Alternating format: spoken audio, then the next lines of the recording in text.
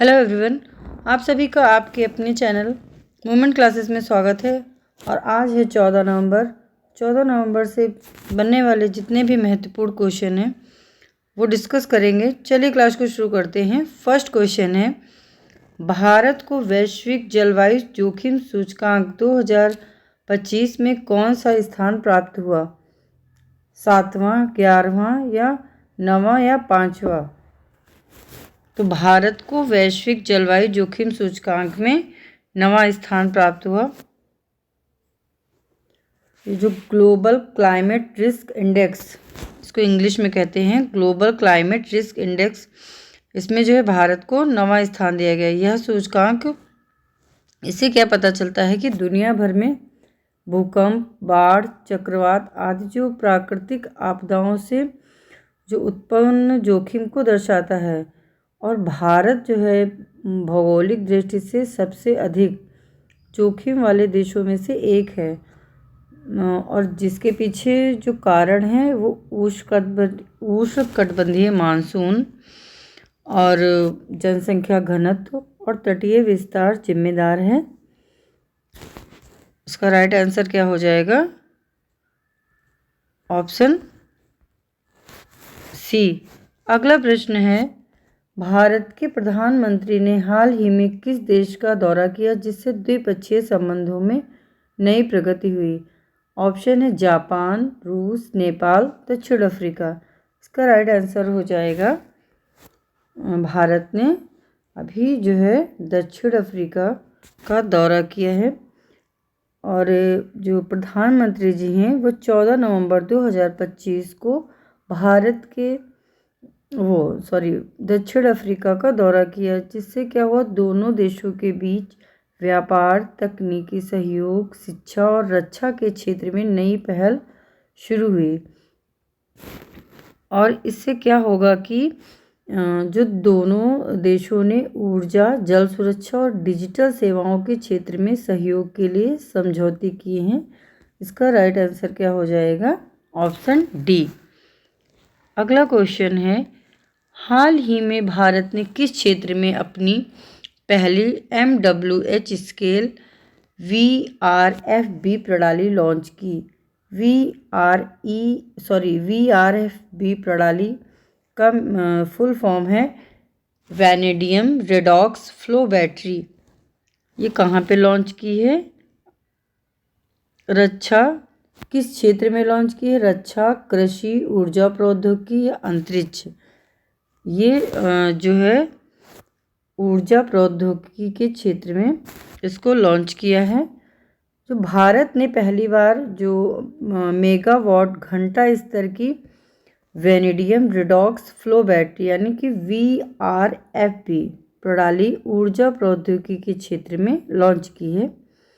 ये क्या करेगा? जो ये बैटरी प्रणाली अच्छे ऊर्जा के भंडारण में सहायक है और जिससे सौर ऊर्जा और पवन ऊर्जा की विश्वसनीयता बढ़ती है।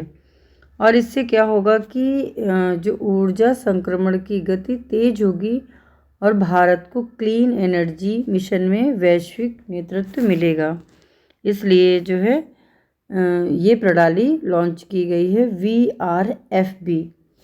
इसका राइट आंसर हो जाएगा ऊर्जा प्रौद्योगिकी। अगला प्रश्न है, अमित शाह द्वारा शहरी सहकारी बैंकों के डिजिटल परिवर्तन को बढ़ावा देने के लिए कौन से 2 मोबाइल ऐप लॉन्च किए गए? ऑप्शन है urban connect and secure bank, co-op digi bank and UCB app. Option C है सहकार सेतु एंड सहकार मित्र। और ऑप्शन डी है digital Sahakari and bank easy. इसका राइट आंसर क्या हो जाएगा?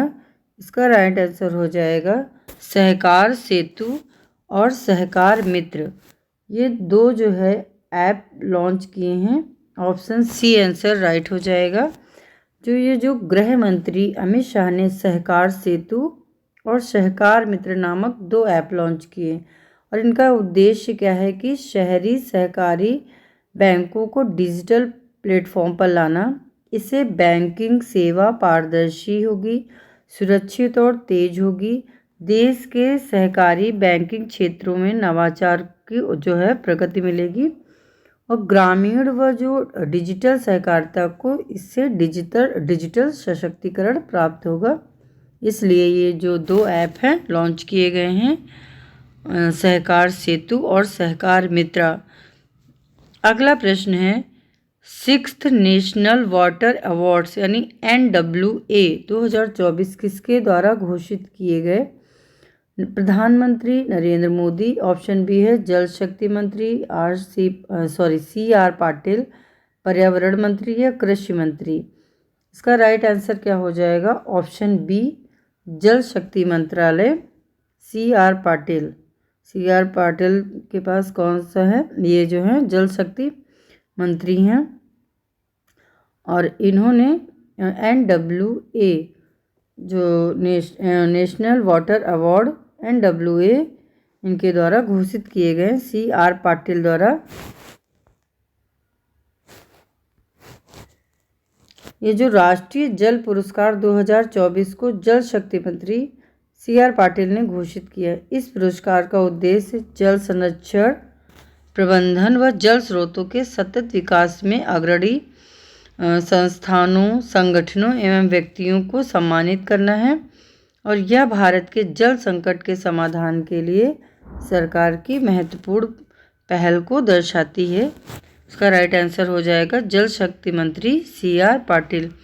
नेक्स्ट क्वेश्चन है NPCI tech solutions limited NTSL को किस क्षेत्र में पुरस्कार मिला? डिजिटल भुगतान, साइबर सुरक्षा, आर्थिक समावेशन या वित्तीय शिक्षा। इसका राइट आंसर हो जाएगा डिजिटल भुगतान। ऑप्शन ए राइट हो जाएगा।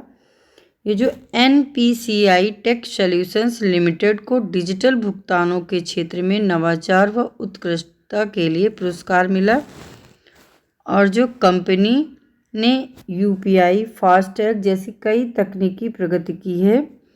ये जो NTSL है इसने UPI, फास्टैग जैसे कई तकनीकी प्रगति की, जिससे क्या हुआ है कि देश भर में जो डिजिटल भुगतान की पहुंच और भरोसा बढ़ा है। यह भारत के डिजिटल इकोनॉमी लक्ष्य को आगे बढ़ाता है, इसलिए इसको ये जो है पुरस्कार डिजिटल भुगतान के क्षेत्र में ये पुरस्कार प्रदान किया गया है।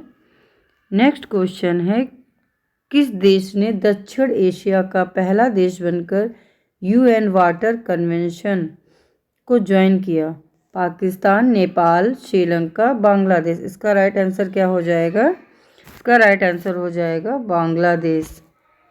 ये जो बांग्लादेश ने दक्षिण एशिया का ये पहला देश बना जिसने संयुक्त राष्ट्र जल सम्मेलन, इसको क्या कहते हैं, UN वाटर कन्वेंशन को ज्वाइन किया। इसका उद्देश्य क्या है कि अंतर्राष्ट्रीय जल संसाधनों के सतत प्रबंधन और संरक्षण की दिशा में प्रयास करना है।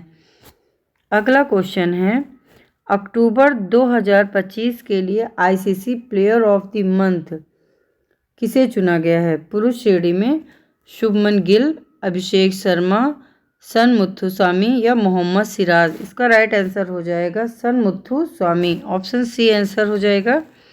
अगला क्वेश्चन है इंडिया ने इंटरनेशनल सोशल सिक्योरिटी एसोसिएशन 2025 का सम्मान किस क्षेत्र में प्राप्त किया? स्वास्थ्य सेवाएं, पेंशन सुधार, श्रम कल्याण या महिला सशक्तिकरण। इसका राइट आंसर क्या हो जाएगा? पेंशन सुधार। ये जो भारत को इंटरनेशनल सोशल सिक्योरिटी एसोसिएशन द्वारा पेंशन सुधार में उत्कृष्टता के क्षेत्र में वैश्विक सम्मान प्रदान किया गया है।